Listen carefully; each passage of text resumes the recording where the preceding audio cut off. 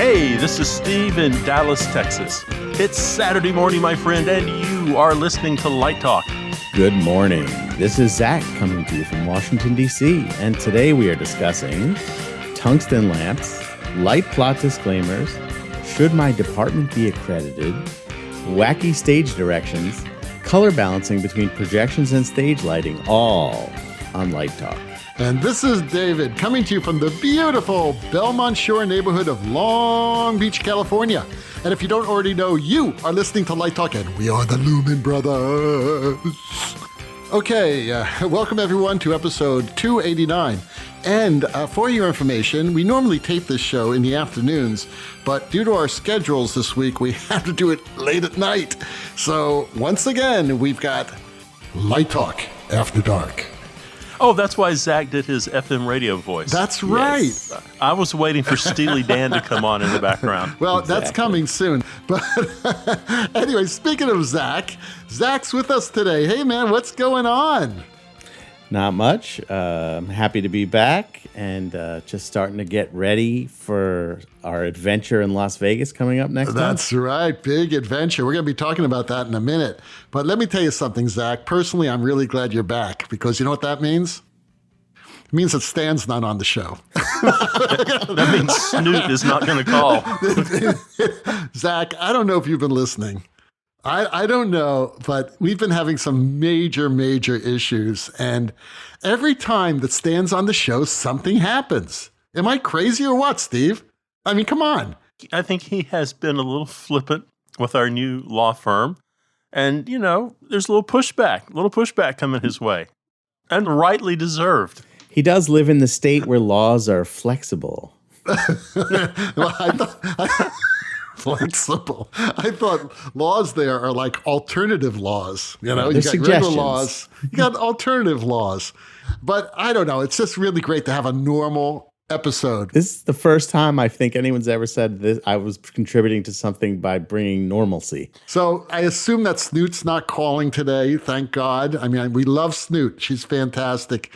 But between her and Stan, it's just too much. It's just going crazy. And now Dennis Size is involved.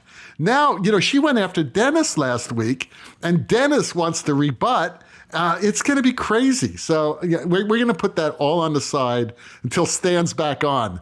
And that day I'm taking a double dose of Xanax. I'm telling you that right now. Well, I mean, today's episode is going to be much calmer. Totally calm. You know, Zach can make a cassette recording of it and give it to his offspring to take to their school to play. You know, as they change classes in the hallway, you can hear his dad talking. All right. Well, thank you, Zach, for being with us. Let's go right to the news.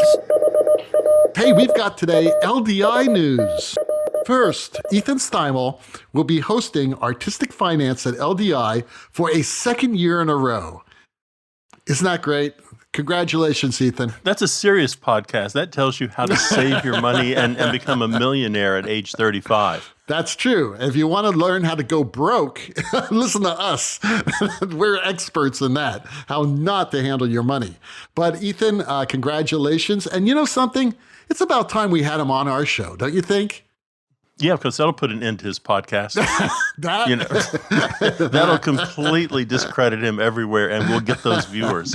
Well, okay. Well, we're going to have to work that out. So we have him as a guest because he's a really funny guy. And I think that he would fit in great. Especially now that we're probably going to be sued by our law firm in a civil suit or libel suit, actually. Oh, my God. I didn't want to talk about that. Now I'm upset again. Anyway, so also, our brother Zach has a very exciting projections workshop at LDI going on. Why don't you tell us a little bit about it, Zach? I'm actually doing several. So I don't know if you know, but I believe that this is the first year where the Digital Signage Experience Expo and LDI are sort of getting married.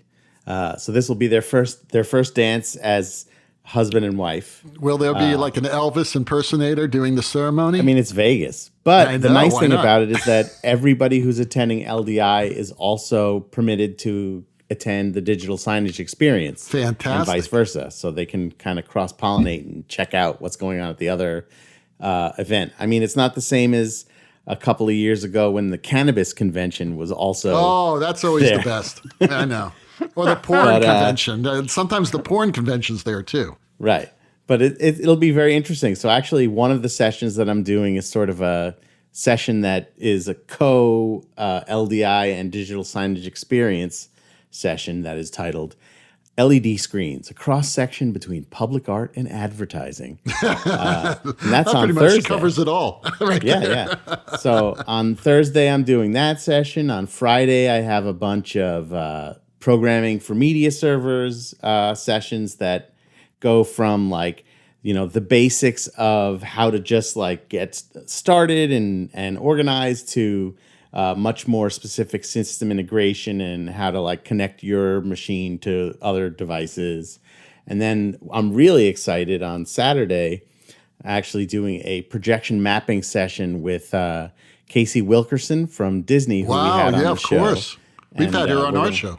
Yeah. We're gonna talk a little bit about a project that we collaborated on, which is very exciting. And one of the things in a lot of the sessions that I'm doing, but especially in this one, that I'm hoping to really touch upon is not just like how to do it, but how to prepare for these things. Because a lot of times it's sort of like, I can tell you like, once you have all your equipment, what to do, but to help people figure out what do I need to do for projection mapping to be ready to do a project like this. Like, I know I just can't like open up Photoshop and make pictures.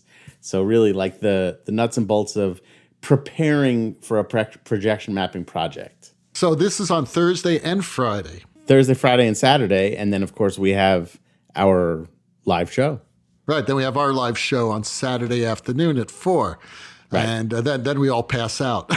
Right. Pretty much. Wow. Or we might pass out during the show. Well, we've done that before. I may do it tonight. We never know. But yeah, I think that's fantastic, Zach. So go on to the LDI website, check out the schedule, and sign up for these events, because that's how you're going to get involved. That's how you can get trained. It's a great opportunity. These are the best in the world, these people. So it's great. It's great. And speaking of our show at LDI, guess what I got yesterday? Disco mites. That's right. But we're not using them this year. I got the instant collector's item limited edition Light Talk Fezzes have arrived from China. Oh. They've arrived. They are in my hand. I was worried because, I look at these ships every day out in the harbor out here outside my house, and they're waiting to unload their crap from China. And apparently some of that crap was my Fezzes. So we're going to have limited edition Light Talk Fezzes. Only 6 are in existence in the world. That's it. 6. They're going to be autographed by the Lumen Brothers and Sista, and they will be given to 6 lucky listeners who present us with questions at our LDI show in Las Vegas on Saturday. And I like that. I predict that they will be on eBay a week following LDI. I bet. Or in the garbage can outside the room. The winners are required to wear them for the rest of LDI. Well, we're going to be coming and wearing them. So we're going to start the show with them on. But then we're going to take them off, put them on the table, and then you can come up when you ask your question and pick the fez of your choice.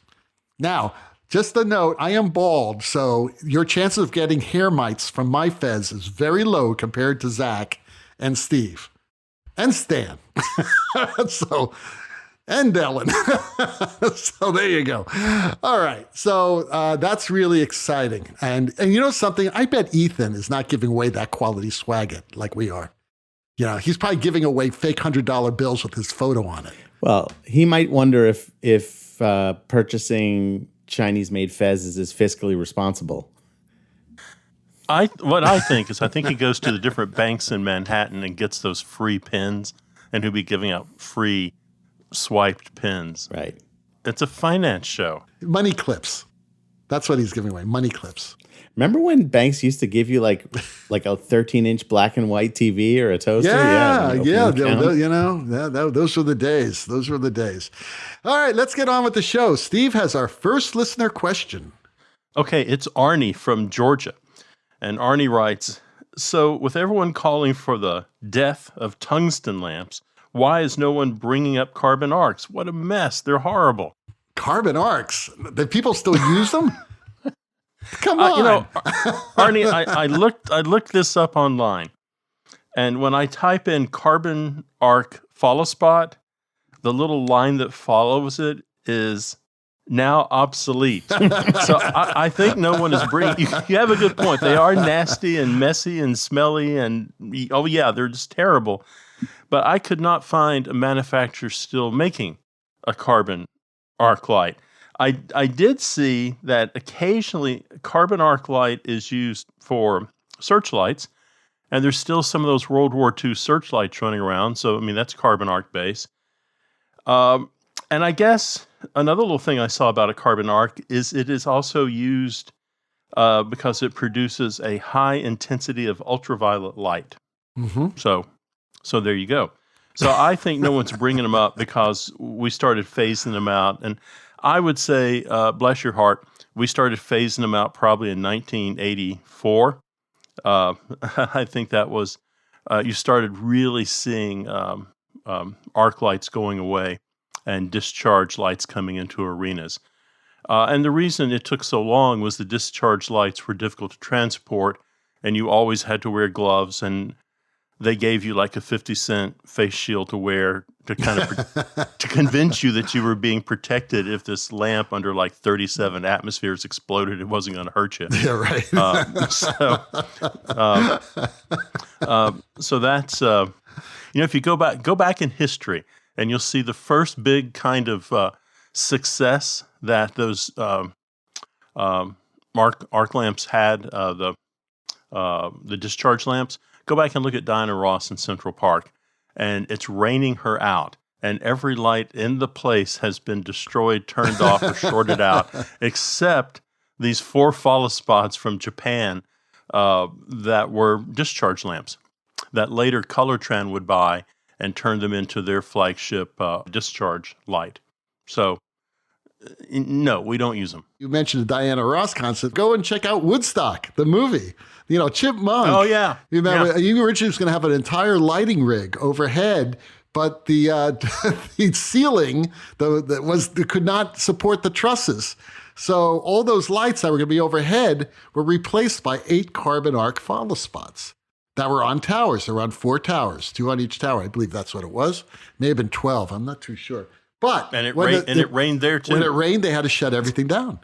Absolutely, because it's dangerous. I mean, you're talking about a lot of voltage going through. And I remember we had carbon arc follow spots in my undergraduate school, and they were obsolete then. That was 1978, I believe. So I don't know about 84, but you shouldn't be using them. You should not be using them. They're a disaster. All I can say is if you're using Woodstock and Diana Ross in Central Park as your references, then clearly they are old. Yeah, half our listeners are going, what's Woodstock and who's Diana Ross? Anyway, Anonymous from Parts Unknown asks, I teach lighting design at a mid-level university, and my faculty is debating whether or not to continue our relationship with IRTA and NAST.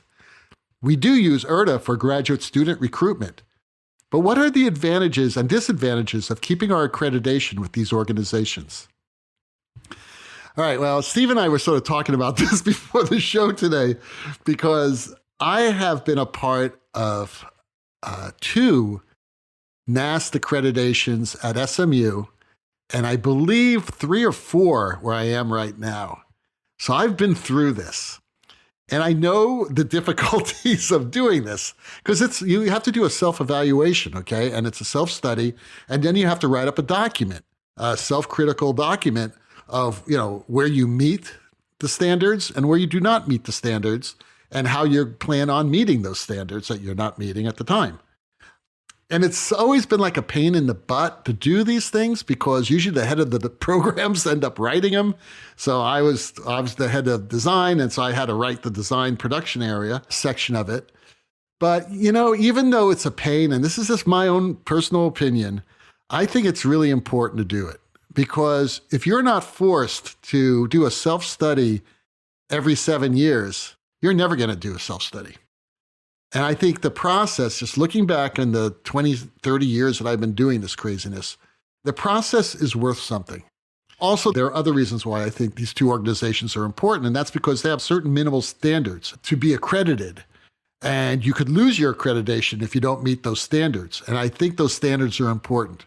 Hopefully you're above the standards, but I've been in departments where we were below the standards, and we had to have a really good plan on addressing those things. So that's really important. And also in some schools, if your report comes out and says, hey, your department's still using all tungsten fixtures and everything needs to be LED, come on, guys, let's get on track. That has to happen. Then you could present that to your provost and your dean and say, look, it needs to be done for us to keep our accreditation. So they can use it as a tool. Steve, I know you've been a part of this. What do you think? Well, I think that's how I got my job at SMU. Was the school I was at was that too. The school I was at was going through NAST accreditations, and David's right. One of the benefits of being part of NAST is you write all this up, and then an outside observer comes in, and this outside observer was simply saying, what you're calling a rehearsal room, you shouldn't be calling it a rehearsal room. It's you don't have this or that or the other. But this person was pointing out all the ways that we were lacking. So what was nice about that is a neutral party.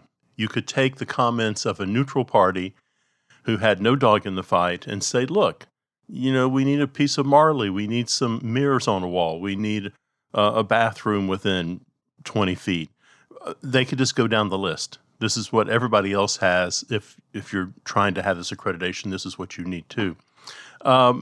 So I think, I'm not the biggest fan of NAST in the world, but I think David makes a very good case for it. Now, IRTA, on the other hand, I'm a huge fan of IRTA, and those guys are out in the trenches working every day trying to make life a little bit better for students. So I really appreciate all they do in organizing auditions and interviews, in Los Angeles, Chicago, and New York, and in Las Vegas. I've just found them that I'll be fair about this. They have become my friends over the years. NAST is, and they don't have to be my friend, but NAST is kind of a faceless beast. And IRTA, I can pick up the phone and call any one of them, and they may be annoyed that that's my 15th call of the day over something simple, but they always take time and they answer and they work through the problems and they help me connect with students. So I think IRTA. I think that's awfully important. And they're now branching out and not only doing interviews on the graduate level for designers, they're now looking at bringing that same idea. If you're looking for a technology program or a design program on the undergraduate level, they're now doing exploration and how they can help facilitate that. So my hat's off to them. Yeah, I think this is all great. The any kind of sort of standardization that can be, not necessarily enforced, but suggested between the different schools, and it helps the school, it helps the student, and it really kind of helps get the things that distract from learning out of the way. So people can really just focus on, their education and not have to worry about, in my school, we didn't have lights and fuses and floors and there was no bathroom. So I think that all this standardization really helps, levels the playing field so we can really just focus on learning our craft. Yeah, and they do some very valuable things, like they keep departments from putting 60 students in an acting class, things like that. Yeah, that's great. and unfortunately, what's happening at universities nowadays is that not all, but many of them are becoming education for profit centers. They're like all giant University of Phoenixes. And that's a big problem, especially when you're dealing this type of training, because it's dangerous. If you don't have the right supervision, the right mentoring, and you're not, the faculty is mentoring too many people, all of a sudden something slips through the holes and someone gets hurt. Forget about the education, it can be dangerous. Right. So, there are a lot of things that they do, especially on the safety side and of the education side, that assures that students will get a fair shake when they go to the universities. Yeah. I saw a meme the other day that said, if the sports department has the highest paid faculty at your university, then the education is just the side hustle. Exactly. That's right. So Brent in Port Jefferson says, I'm having trouble matching the colors of my projections with the colored gels used in the lighting. Do you have any tips or tricks? This is a really interesting question, which is something that I've dealt with many times. And it's funny that you sometimes would even think, I'm just projecting black and white images, but, it still feels off. My white doesn't feel like the white of the lights. It's a interesting challenge. And I will tell you, one of the secret tricks that I have done in the past is, if we really can't figure out how to match it, sometimes we'll light it with the projections, because that way we know it's always going to be the same kind of color balance. And sometimes we'll do that not just because we can't match lighting, but we might run into a situation where it's really challenging for lighting to match us. I find like some of the sepia tones are sometimes challenging, and it's just easier for me to use my projector. We're at a point now where projectors are bright enough and quiet enough that they can be a lighting tool as well. So you should do that. And the other thing I would always suggest too is not to be afraid to try putting some gel in front of your projector and seeing if that kind of pushes you more into the realm of where lighting is, if you are not able to sort of figure it out in the media server or in your content. There's lots of ways to, this is a good time to think kind of analog as opposed to how do I digitally solve this problem.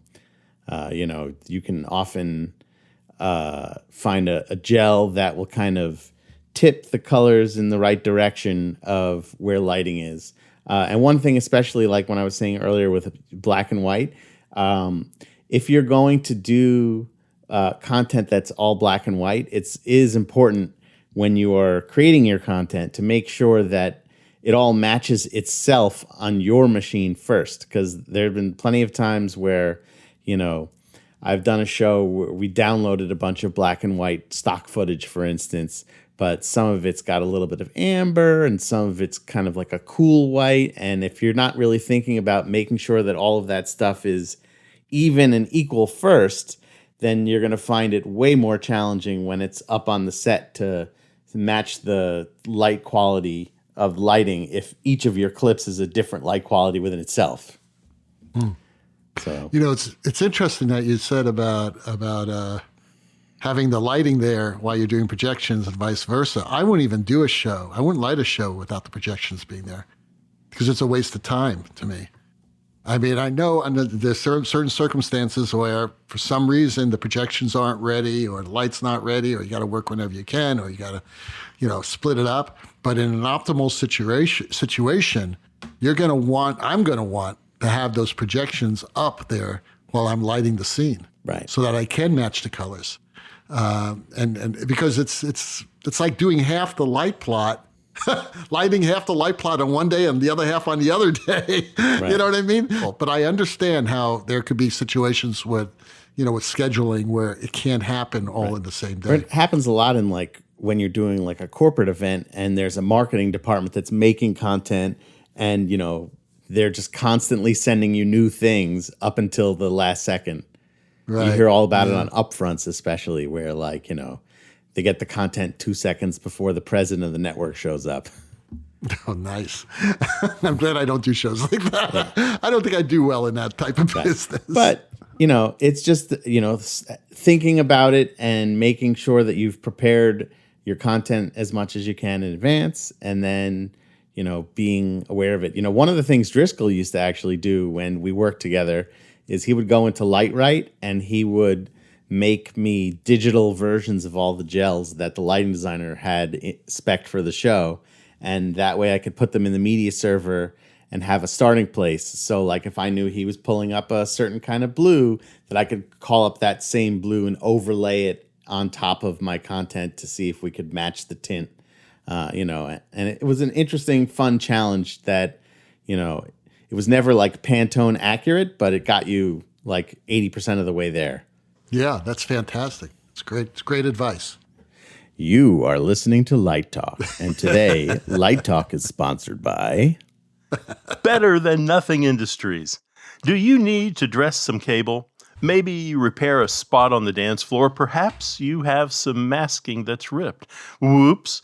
Not only are you out of real gaffer's tape, you don't even have that cheap grocery store stuff. What to do, kittens?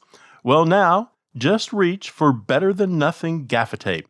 So what if it doesn't work? So what if it won't even stick to itself? At only $8.95 per case, well, heck, it's got to be better than nothing. Which begs the question, do you find yourself at load-in asking, where is my gaffer's tape? Well, now Better Than Nothing Industries has you covered with the Gaffa No-Go. Gaffa No-Go is the 8-foot training leash for you and your roll of tape. Just clip the No-Go device onto your work belt and secure the roll of gaffer's tape to the other end. Every time your gaffer's tape starts to wander off, if you know what I mean, a quick pull and Gaffa No-Go brings it right back. That's right, just like when you pull the leash on that little rat dog when it goes after a squirrel in the park. And if you like that, then you will love the Octopus, an 8-arm version of the No-Go. Just hook it up to your load-in crew and they will follow you around all day like a pack of hungry hound dogs. It's not perfect, but hey, it's better than nothing. Wow. So in other words, this gaffer's tape doesn't stick to itself on a roll. No, so how do you roll it up? It's crap. When I first started using Better Than Nothing gaffer's tape when I was touring Europe, because people would always whine and say, hey, man, can you leave me some gaffer's tape? So, 50 cents, here's some roll of gaffer's tape. They think I'm a great guy. Then Don't ever say I never gave you anything. Right. They go, what happened to this gaffer's tape? Oh, I don't know. Maybe the x-ray machine made it not sticky. But also, it cuts the cost. And it's really it's really easy to get up and there's no residue. So, Is it available in metric? It's better.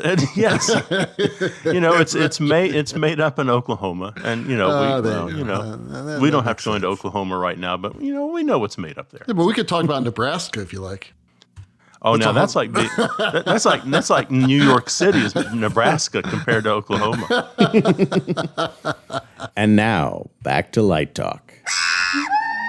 Well, the sound of those rabid monkeys prancing about the studio tells us that once again it's time for Let's Talk About. And today's Let's Talk About is all about when do the stage directions for lighting and projections become too specific? Well, we brought this up because actually Zach had a very funny story before the show. Yeah, he had a very funny story. Or was it Steve? Was that your story? It was Steve's story. I have no idea. No, it was Steve's story about you guys were going through this new script. Right, the reading. And it had all these projection notes in it, right? In the stage directions. Steve? All right. Yes. Yeah. No, Steve has the last question for the day. No, you're right. I work on a lot of new scripts. Right. And there are a wide range of anything from like really brilliant to really kind of weird and bizarre and needs some work. But we were working on a new script and it sounds kind of interesting. And the gorilla in the room is all these projections. And it's not like projections that are like, put up Paris, France, 1982 on the screen somewhere. It was like they were mapped. It's like the flame crawls up her arm and wraps around her body and her eyeballs fall out. These were really thought out, seriously kind of artistic, acting, objective. They were thought out. They were great projections. And no one wanted to talk about it. So I thought, well, hell, I'll bring it up. Because I'm not the projection designer. Are we doing these projections? And everybody's like, oh, I don't know. And the playwright went, well, of course we're doing the projections. They're right there in the script. Oh, my God. We see this all the time. We get these scripts and, playwrights are changing. I think, and it's not good or bad. So don't read anything into this. But I'm starting to see a lot of scripts that are written for cinema. They're written for a completely different experience in the theater. Who knows what theater is evolving into? But it's not, let's have a carousel projector and some slides anymore. I mean, Zach knows that better than anybody. I mean, it's funny because I think that we're finally at the point, I guess, where projections are a thing, and it's no longer a question of like, would projections benefit? Would this show benefit from having projections? To the way that we want to tell this story is by incorporating this imagery that can move and can breathe. And I think you're absolutely right, Steve, that like sometimes I feel like these people write a script and they're like, it might be a play, it might be a television show, it might be a movie, so I'm just going to go for broke and put everything in there. Because I've seen scripts that are like what you said, where it's as detailed as what leg the flames appear on first and for how long, and other ones that just say she's engulfed in flames, like that. And it's up to the designer to sort of figure out what that actually means, or is it even a projected effect? I think one of the things we might have talked about when we had Wendell Harrington on is when I worked with her on the musical Grey Gardens on Broadway. We were brought in because there was one projected effect in the script that was at the end of Act 1, the house is engulfed in vines. And we created this beautiful animation of that was about 25 seconds long, of vines growing up the side of this house. And it ended up that we cut that projection and invented projections for like 80% of the rest of the show that were not in the script, but we just sort of felt them, and they helped tell the story. And so that, there are times now, I think, also the other way around, where we're taking a story that exists in a book or exists in a movie, and we're trying to turn it into some kind of stage play or opera. And we're thinking about how do we incorporate some of these cinematic effects that people are used to seeing, and so I'm going to notate that in my script. I mean, one of the questions that I jokingly said to a set designer once that I worked with, where he said to me, the fact that I had the idea that there should be projections means I'm the co-projection designer. And I said, well, the fact that the script says they sit at like a cheap 1950s kitchen table in the script, does that make the author the co-set designer? So there's sort of this idea of the ownership of the imagery, and the playwright trying to get their vision on stage, and sometimes it's a very specific vision, and it's a challenge because when you're writing this on the page, you don't always really know how it's going to look and feel on stage, and it may require some zhuzhing, it may require some changes, or it may become something that's not necessary or too much or not enough. So hopefully there's a happy medium between the author and the stage directions and the designer's ability to tell the story as well. I mean, there's nothing new to this. O'Neill was famous for this. And I just did a production of Happy Days with Beckett, Samuel Beckett play, and that was, I think that first performed maybe in 60, 61. But I mean, I had to have my assistant go through the script and highlight all of the dialogue because the play was so difficult to read. I mean, you guys know it, but for our listeners may not. I mean, here are the stage directions for the opening. The background story, it's a woman who is buried up to her waist in a mound of sand. So she can't move, right? She's buried up to her waist of sand. So, I mean, Beckett writes, lights up, long pause, a bell rings, say 10 seconds, stops. She does not move. Pause. Bell rings, say for another 5 seconds. She wakes. Bell stops. She raises her head. She gazes front. Long pause. She straightens up, lays her hands flat on the ground, throws back her head and gazes again. Longer pause. And then she says her first line. I mean, that is how the script is. I mean, he has written. Yeah. I mean, because she is trapped in a mound of dirt. So, I mean, it's a unique play in that way, but he has written everything in there. And so one can argue there's not a lot for the director to do, but to stay out of the way. Yeah, Endgame's like that too. He wrote Endgame the same way. I mean, Right. that's just his style. That's what he did. There's sort of a difference there with that versus some things with lighting and projection being very specific, where I can see a situation where if it becomes extensive, especially with projections in a certain way, that you might be limiting yourself in what kind of theater companies can actually produce this work if they don't have the capabilities to create something that extensive. But I will say, on the flip side, that like in Rock of Ages, for example, where there were barely any stage directions, that the lighting designer and I have created some things that eventually found their way into the stage directions later, that became permanent parts of the show, which is kind of a cool feeling, to have that ownership. Like, when the guy dies and he walks into the light, that was a gag we kind of made up on the spot.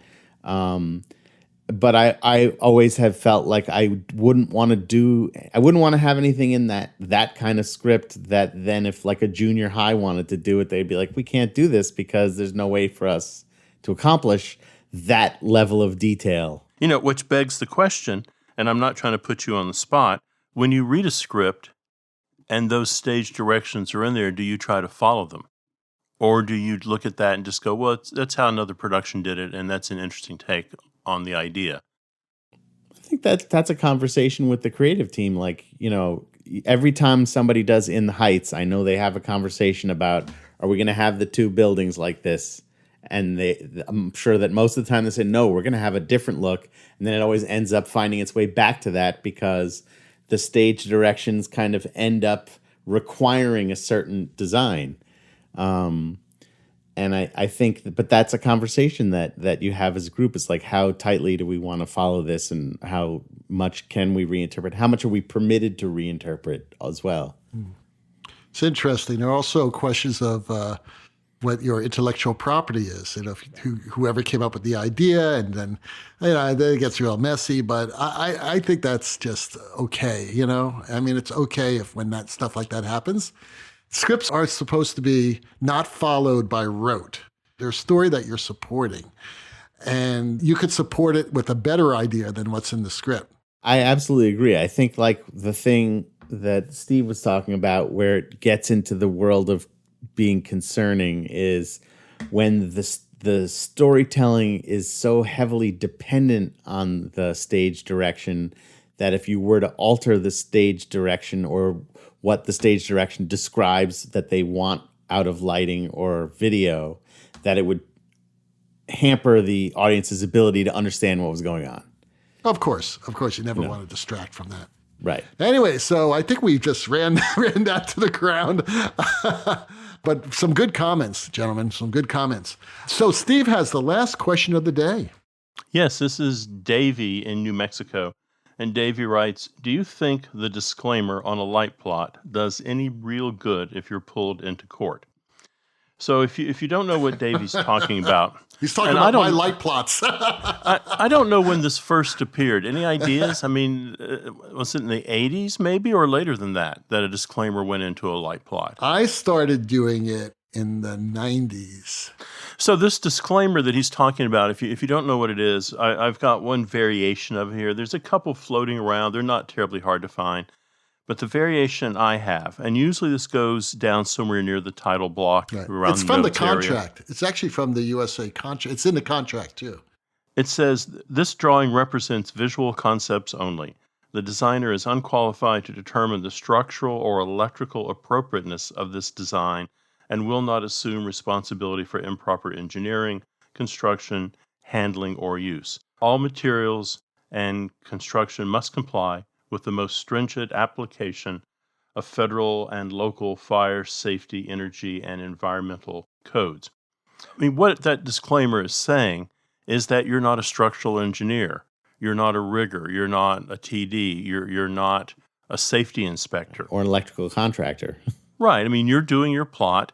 This is how you want to artistically light the show, and you have some opinions about if you should use a 1-ton or a 2-ton motor, but it's really not your area of expertise. and there is a qualified rigger on the show or a qualified whatever on the show, and they are making those decisions with the production company. So you're good for what you're doing, but everything else, no, not so much. I think, I think it never hurts to try to express where you have concerns. I mean, we live in a age, just ask the Snoot Group. We live in an age of litigation, and I think it's better to be safe than sorry. And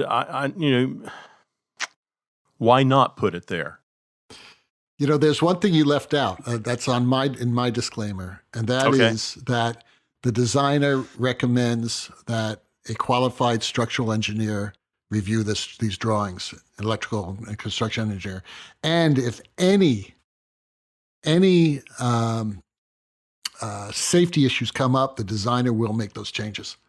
That's usually in the contract, and I just put it on my drop because I will. If I have, even if a TD comes up or my master electrician saying, that's unsafe, I'll make the change because they're the experts. I am not the expert when it comes to this. I know a lot about it, but I am not the expert. So, does it protect you? Like Steve says, you'll still be sued, but like Steve says, it won't hurt. I mean, I absolutely agree. I know I've seen it in scenic drawings as well, where they say we're not responsible for the safety of this structure. This is just the idea that we want somebody who knows how to put it together. I mean, I as far as I understand, in general, the union exam for creating a light plot is that you're able to generate enough paperwork to hand it off to somebody who has those specific qualifications for hanging it. And, so it's openly acknowledged that in that relationship, those things are not supposed to be within the realm of your, plot. And I think it's the same, especially when you're talking about, like, let's say Broadway, where you have these theaters that are 100+ years old. Some of them are historical landmark things. And I want to put like a 300-pound projector on the balcony rail. Somebody has to make sure it's not going to fall down. And it's not me that makes sure of that. So I don't know I don't know of a situation where someone has gone to court, but I can't imagine that putting that information on a document is ever going to harm you. I did read a little blurb about that someone did go to court. And the producer, and David had just made this point, the producer was pointing out that he did not look at light plots. And the lawyer said, well, what do you do? And he said, I read contracts. And that was a mistake because the lawyer then produced the contract and said, well, let's look at paragraph 7 here. It says the same exact thing. And Right. Here's the thing also. It also protects you from unscrupulous producers who do not hire qualified people to hang the light plots and to hang the projectors. You're not going to have this issue on Broadway because, these men and women who work on stage are qualified. In major regional theaters, they're qualified. In major regional opera companies, they are qualified. They belong to unions, most of them, and they are qualified. But when you work into some of these other places, like maybe it's like a road show or a quick tour that's going out, or maybe it's on a cruise ship, that could happen very easily on cruise ships. I mean, a lot of times you get some guy who's worked in the kitchen and all of a sudden they need an extra stagehand and guess who's there? I mean, some of the smaller cruise lines, this is what they do. So you got to be protected. You got to protect yourself. Well, I think it's very seductive if you're a young designer and you are wanting to demonstrate that you are the smartest person in the room. And again, I don't think there's any villains here. You want to project an image of strength. I know I have all the answers. I can do everything. Of course, it'll be all right. Don't worry, you've got me here. I think as you grow up a little bit, you realize, that's not the way to approach it. You acknowledge the fact that you are not a rigger. You acknowledge the fact that you're not a great finishing carpenter. You acknowledge you're not a structural engineer, as Zach says. And I think people respect you more for that because people around you who do know a little bit about it, they catch you. They know you're BSing and they know you're kind of dangerous. And as it's a collaborative art form, you're working with a team of people, you might get stuck and say, I really wanted to put this light here, but I don't know how to do this because of the, structural support or how we get power to that location. And, I always look at the crew as they're a team of artists too. I mean, their art may be a slightly different way than I express myself through art, but that sometimes they come up with solutions that end up enhancing my work. So I'm happy to have their input. Well, I've been very lucky in having just a really great electrician and a great TD at SMU. And I'll take little drawings to them and say, okay, is this possible? What do you guys think? And sometimes they go, wow, what a great idea. And then sometimes they look at me and go, God, that's really stupid. What are you thinking? How are we going to do this? How can we possibly safely do it? And then actually, after they engineer it, the next thing they do is they bring in the safety inspector.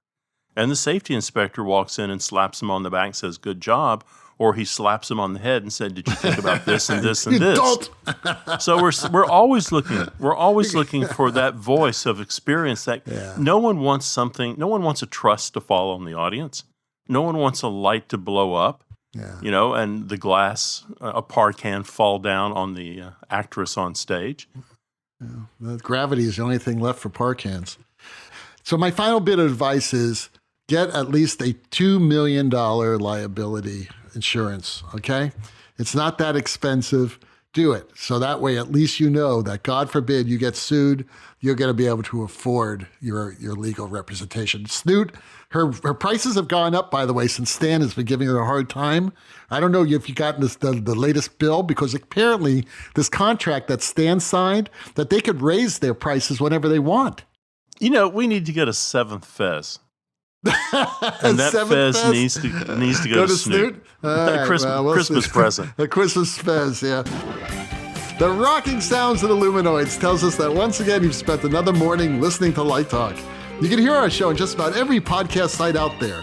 Check out our website on lighttalk.org and be sure to follow us on Facebook and subscribe to our podcast. That way you will not miss a second of Light Talk insanity. No guarantee is offered regarding the accuracy of any statements or opinions made on this podcast. However, if you do decide to litigate, the Snoot Group, with the legal team of Sparks, Burnout, and Chase, will defend us until our retirement funds are depleted. Light Talk is written and produced by the Lumen Brothers, coming to you from Long Beach, Washington, D.C., and the Lone Star State. And be sure to join us next week when we talk about more lighting shenanigans and serve you more of our casserole of nonsense. Light Talk, broadcasting questionable lumen knowledge and humor around the world. So, thank you again for spending another episode of Light Talk After Dark with us. And we'll see you next Saturday morning. Bye-bye from Light Talk.